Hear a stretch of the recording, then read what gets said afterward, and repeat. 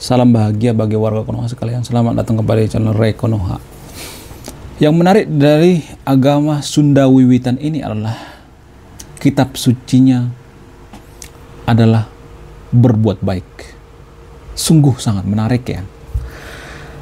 Jarang-jarang loh ada kitab suci seperti itu, ya kan? Biasanya kan kitab suci itu berbentuk fisik ya, tulisan. Tapi kitab suci agama Sunda Wiwitan ini adalah tersirat, yaitu berbuat baik. Sungguh luar biasa. Keren banget ya kan. Jadi selain itu yang menarik yang lainnya dari Sunda Wiwitan ini adalah ternyata tokoh yang paling gencar gitu, tokoh yang paling gigih memperjuangkan hak-hak dari agama Sunda Wiwitan ini adalah Pak Deddy Mulyadi. Ya, walaupun agama Sunda Wiwitan ini masih belum setara dengan agama lainnya ya, seperti agama impor lah gitu. Ya, agama lokal, agama Sunda Wiwitan ini masih belum setara, tapi saya melihat Pak Deddy Mulyadi ini adalah orang yang kental dengan nilai-nilai agama Sunda Wiwitan. Beliau ini sangat memperjuangkan hak-hak daripada agama Sunda Wiwitan, sangat kental ya, sangat menghargai leluhur ya. Terima kasih buat Pak Deddy Mulyadi. Nah, selain itu yang menarik dari agama Sunda Wiwitan ini adalah ternyata konon katanya menurut data dari ayobandung.com, menurut cerita kolektif dari masyarakat Bali, ternyata dahulu kala kerajaan Bali kedatangan tamu yang sangat spesial, yaitu tamu agung dari kerajaan Sunda Galuh dan berlabuh di pelabuhan Kutibani. Wow, ternyata masih ada hubungan ya antara orang Sunda dengan orang Bali ya. Tapi datanya saya ambil dari ini ya, dari ayobandung.com ya. Jadi kalau di antara sahabat yang nonton video misalnya pengen cek and recheck, cek aja gitu, nggak jadi masalah. Jadi itulah alasannya kenapa di daerah tersebut berdiri pura Nagara Gambur Anglayang, dan di dalamnya terdapat patung atau arca yang dipuja umat Hindu Bali yang bernama Ratu Bagus Sundawan. Jadi itulah alasannya ya, hubungannya atau korelasinya. Kenapa zaman dulu itu ada sebuah kerajaan datang ke Bali. Meskipun cerita kolektif ini hanya berupa tersirat ya, bukan tertulis ya, tapi banyak kok orang yang percaya itu. Banyak orang-orang Sunda yang percaya itu, dan orang-orang Bali juga sebagian banyak mengetahui ini. Selain itu, yang menarik dari agama Sunda Wiwitan ini adalah sebenarnya agama Sunda Wiwitan ini punya kitab suci ya, bernama kitab Sanghyang Siksa ya, Kandang Kresyen. Namun penghayat kepercayaan Sunda Wiwitan ini juga percaya bahwa ajarannya tersirat dalam diri sendiri, yaitu dengan cara berbuat baik. Wow, luar biasa ya. Jarang-jarang loh kitab suci seperti ini, berbuat baik ya, luar biasa. Ternyata agama lokal kita itu nggak jauh ini ya, ketinggalan ya dengan agama luarnya. Malah saya melihat daripada agama impor ya, saya melihat lebih mulia ajaran daripada agama lokal ini ya. Tapi kenapa ya agama lokal ini kurang peminatnya? Apa yang jadi permasalahan? Nanti saya akan bahas ya selanjutnya. Jadi agama Sunda Wiwitan ini juga adalah agama asli Nusantara yang dianut oleh masyarakat Sunda ya. Ajarannya berdasar pada nilai-nilai tradisi leluhur yang sudah ada sejak 1860 sebelum Masehi. Sudah ribuan tahun sebelum Masehi coba. Salah satu agama yang tertua di Nusantara ya. 1000 tahun, hampir 2000 tahun sebelum Masehi sudah ada ternyata. Wow, gila banget ya. Lama banget ya. Jadi saya tuh sangat kepo ya terhadap ilmu pengetahuan, bukan kepo terhadap orang ya. Saya meliti ternyata semakin lama agama itu semakin mateng gitu. Ajarannya juga semakin mateng, nggak sembarangan gitu. Jadi semakin baru agama tersebut semakin labil saya melihatnya, puber gitu. Saya melihat agama Sunda Wiwitan ini adalah agama yang menurut saya yang sangat matang. Jarang-jarang loh kitab suci agama itu berbuat baik ya. Ini sangat mulia ya, berbuat baik. Luar biasa. Selain itu yang menarik daripada agama Sunda Wiwitan ini adalah ternyata agama Sunda Wiwitan itu juga percaya yang namanya Nabi Adam.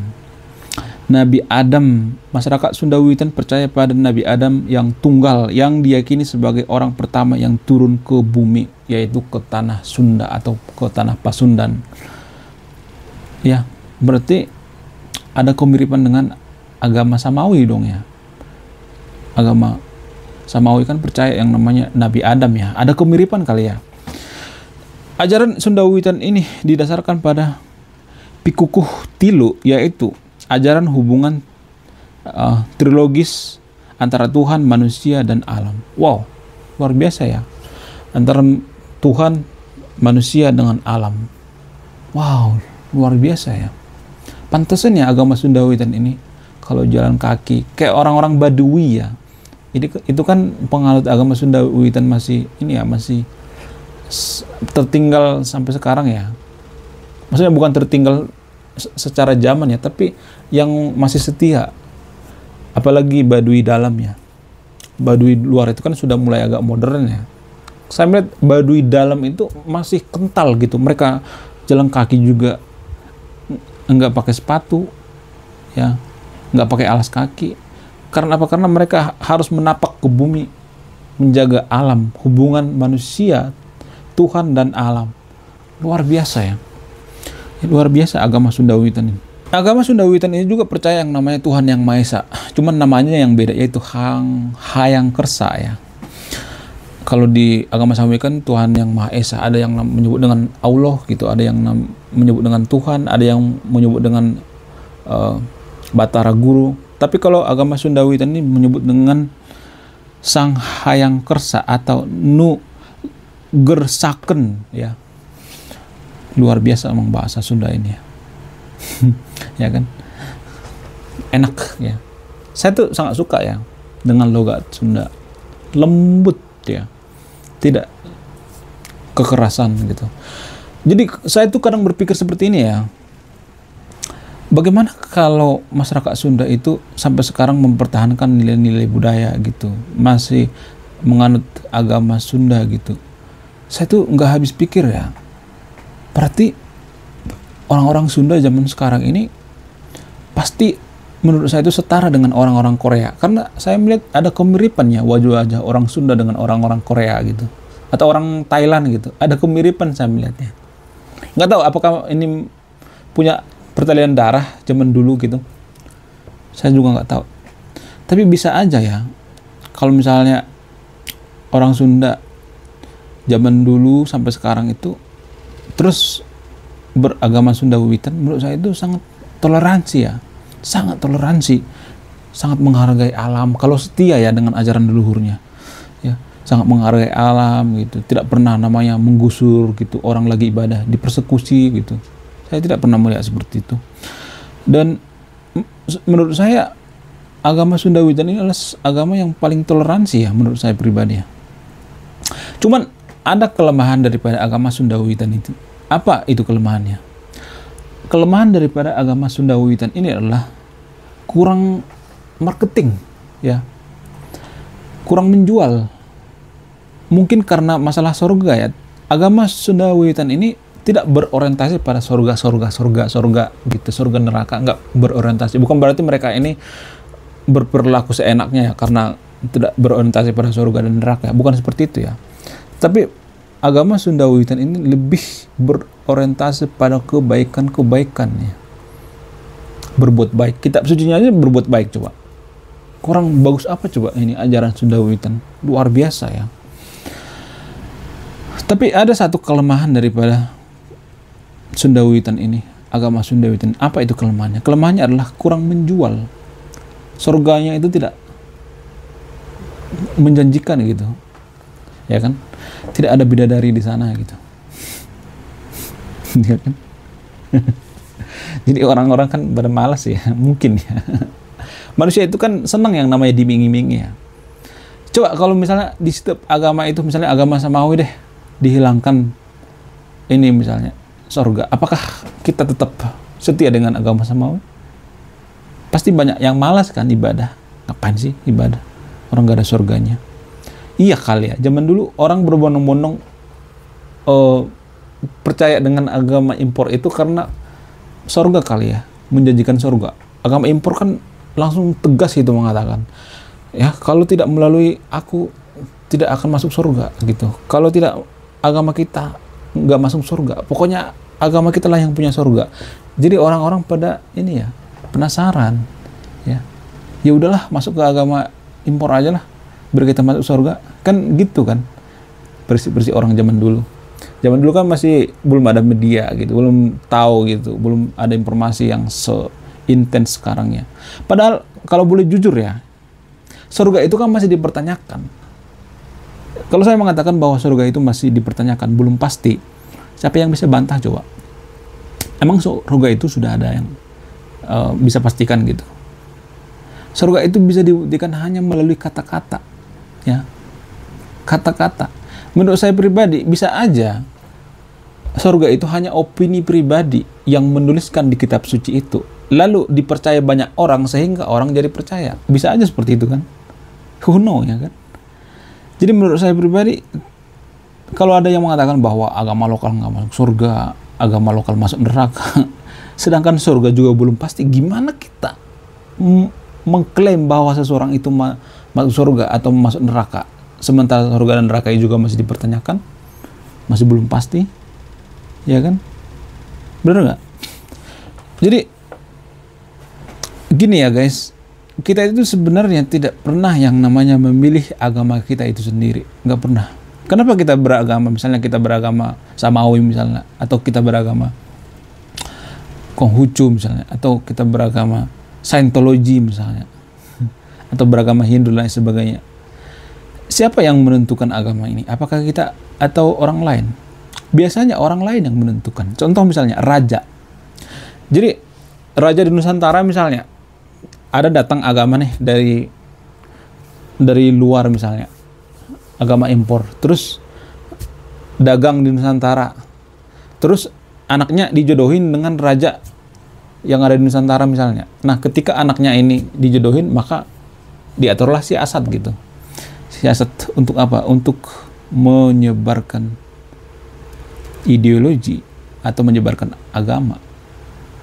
Ada cara-cara seperti itu. Lalu rajanya terpicut gitu. Kenapa rajanya bisa kepicut gitu? Karena agama luar ini tegas mengatakan bahwa kalau tidak melalui kita, surga bukan jaminan. Jadi kita menjamin surga. Kalau masuk ke agama kita, jaminan surga. Nah, itu. Di situ sebenarnya titik baliknya. Sehingga raja-raja di Nusantara itu tertarik. Ah, yang benar. Sementara di agama Sunda Wiwitan kan nggak menjanjikan surga kan. Sehingga banyaklah raja-raja di Nusantara itu beralih ke agama luar, agama impor, dan ditinggalkanlah ajaran leluhurnya. Terjadilah seperti sekarang ini di Konoha. Itu sebenarnya yang menentukan agama kita itu, raja misalnya. Kalau misalnya raja kita menganut agama A, kita jadi ikut. Karena zaman dulu raja itu dianggap seperti Tuhan. Kalau zaman sekarang kan presiden itu kan dipilih oleh manusia, maksudnya dipilih oleh rakyat. Jadi presiden itu juga nggak terlalu mulia, yang nggak seperti raja ya. Kalau zaman dulu kan raja itu kan harus dianggap seperti Tuhan. Nah, karena raja itu berpikir saya akan masuk surga kalau masuk ke agama ini, karena ada jaminan masuk surga, sehingga rajanya masuk surga dan masyarakatnya juga ikut. Maksudnya rajanya menganut satu agama, masyarakatnya juga ikut, dan kita juga ikut-ikutan gitu. Kalau misalnya rajanya sudah ikut, bupatinya juga ikut, kan, gubernur juga ikut, semua perangkat desa jajarannya juga ikut. Jadi berarti semuanya langsung ikut. Itu kan orang Indonesia kan mental kawanan ya, nggak mau ketinggalan. Maksudnya kalau satu ke situ semuanya gitu. Raja yang menentukan kita beragama apa gitu. Kita tidak pernah dikasih kesempatan memilih agama kita itu agama apa gitu, nggak pernah. Raja biasanya yang pertama kali pindah agama itu raja biasanya, zaman dulu sampai sekarang. Ini semacam tradisi ya. Jadi kita itu tidak pernah dikatakan atau dikasih pilihan kamu mau masuk agama apa. Waktu kecil nggak pernah. Dari kecil kita langsung dikasih agama, terus kita didoktrin ini agama yang sempurna, agama yang paling bagus, agama yang paling suci, agama yang paling top sedunia gitu. Langsung didoktrin gitu, tanpa dikasih alasan. Kalau kita membantah, kita akan dianggap kualat loh, bahaya. Jadi begitu asal-usul agama itu. Oke. Overall menurut saya ya, agama Sunda Wiwitan ini adalah agama yang sangat bagus banget ya. Ya. Cuman kelemahannya itu, surganya tidak menjanjikan itu aja sih. Tapi menurut saya pribadi, surga itu kan belum pasti. Nggak ada yang tahu surga itu selain Tuhan. Kalaupun Tuhan itu ada ya, Tuhan juga kan belum pasti ya. Masih dipertanyakan, masih belum bisa didefinisikan. Oke, sekian video ini. Terima kasih bagi yang sudah menonton, khususnya agama Sunda Wiwitan. Mohon maaf kalau ada kesalahan ya. Saya Ray Konoha, salam rasional.